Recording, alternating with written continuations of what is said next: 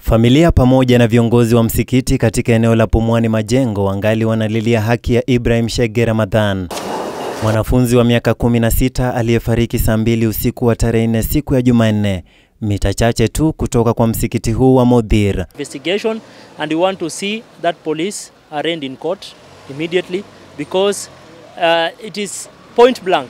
He shot someone walking out from the mosque.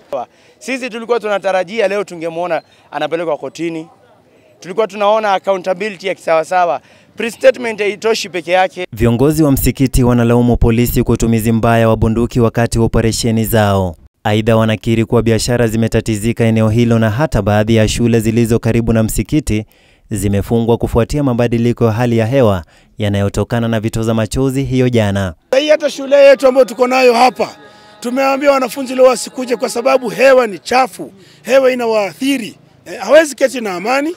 Mamake marehemu Ibrahim Hadija Ramadhan anasema licha ya kumzika mwanawe hapo jana, bado hajapokea ripoti ya uchunguzi kutoka kwa polisi.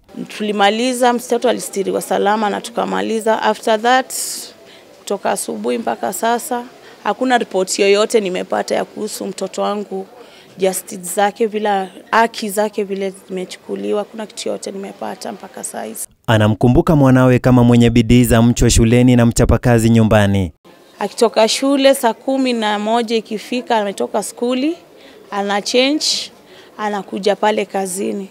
Ilikuwa kazini na msikiti ndio shughuli zake.